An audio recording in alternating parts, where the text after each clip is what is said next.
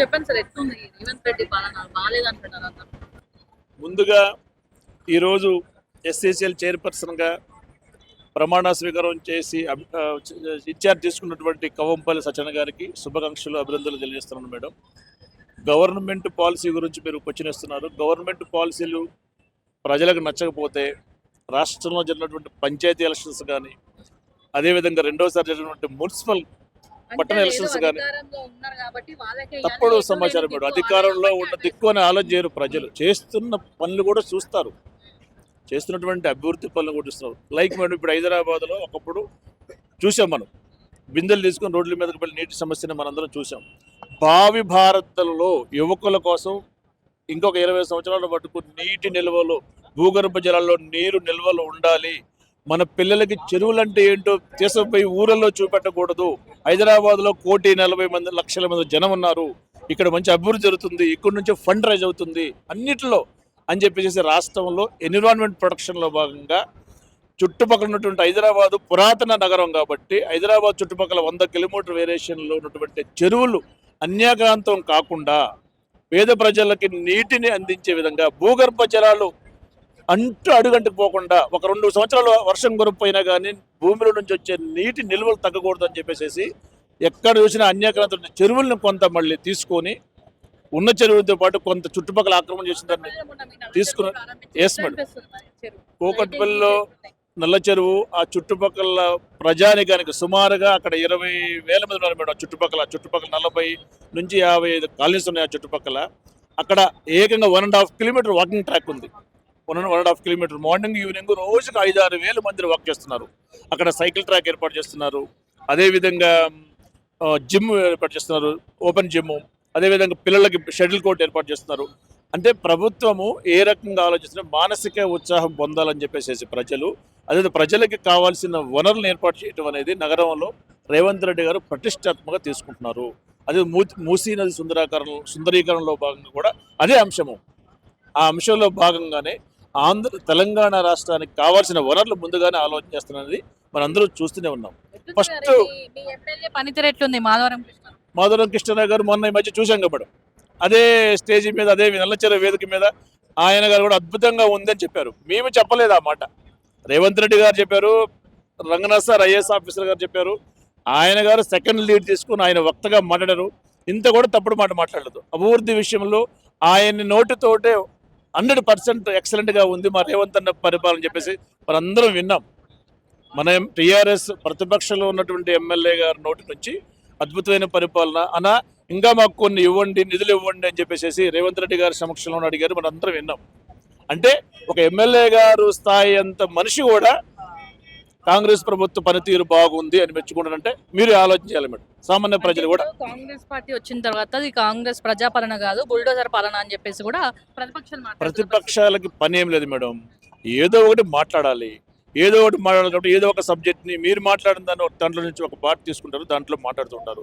మనం చూస్తూనే ఉన్నాం కదా, ఖమ్మంలో జరిగిన వెలుగుమట్ల గ్రామంలో అందరూ పోయారు.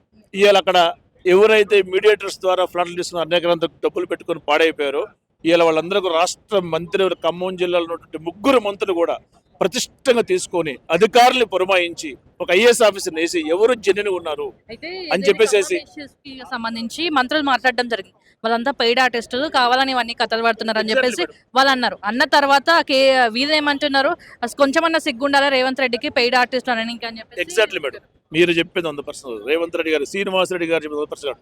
ఒరిజినల్ ఆర్టిస్టులకి మాత్రమే ఈరోజు పట్టాలు ఇచ్చారు. ఖమ్మంలో 3 మంత్రులు ఒక కమిటీ వేసి 1 వీక్ హైదరాబాద్లో ఉండి అధికారులను పిలిపించుకొని హైదరాబాద్లో కూర్చోబెట్టుకొని ఎవరు జెన్యున్గా ఉన్నారు, ఎవరికి మనం ఒరిజినల్ పట్టాలని చెప్పి ఎంక్వైరీ చేసి ఈ రోజు కలెక్టర్ భవనంలో తుమ్మల నాగేశ్వరరావు గారు, పొంగులేటి శ్రీనివాసరెడ్డి గారు, మన రాష్ట్ర డిప్యూటీ సీఎం గారు పట్టి విక్రమ ఆధ్వర్యంలో అందరిని పిలిచి మహిళల పేరు మీద పట్టాలు ఇచ్చేసేసి ఇల్లు ఉన్న వాళ్ళకి 5 లక్షల రూపాయలు చెక్ ఇవ్వడం మనందరం మీ మీడియా ద్వారా చూసాం.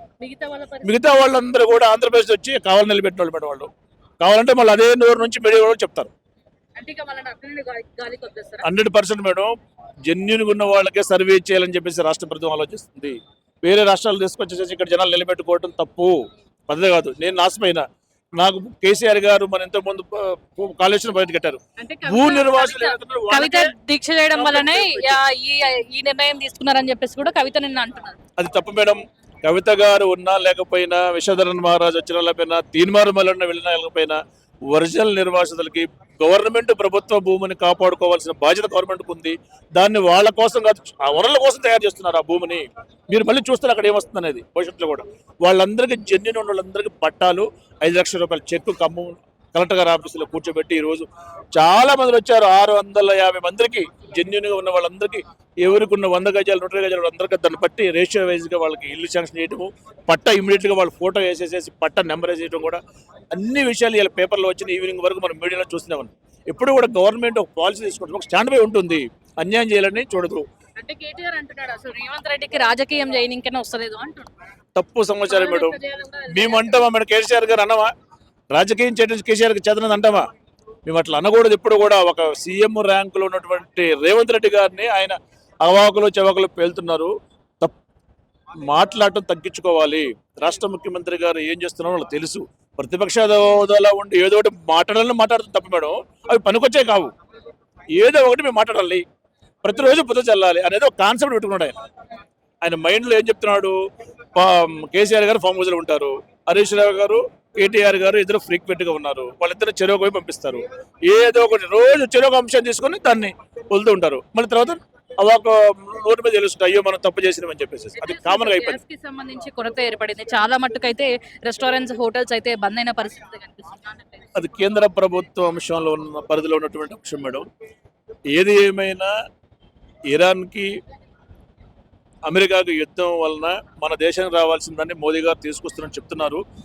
మనకు ఏదైతే ఇంపోర్ట్ చేసుకున్న అంశాలు ఉన్నాయో, ఆయిల్ కానీ, నేచురల్ సహజ సిద్ధమైనటువంటి గ్యాస్ కానీ, ఇది కొద్దిగా ఇప్పుడు మనకు కొరత ఏర్పడే అవకాశం ఉంది. మన దగ్గర నుంచి ఎక్స్పోర్ట్ అయిపోయి కూడా ఉన్నాయి కదా, గుడ్లు కానీ, మాంసం కానీ, వీటన్నిటి కూడా ధరలు తగ్గే అవకాశం ఉంది. ఇది వచ్చినప్పుడు జరిగే సాధారణ అంశాలు. ప్రజలు దీని మీద అప్రమత్తంగా ఉండాలి.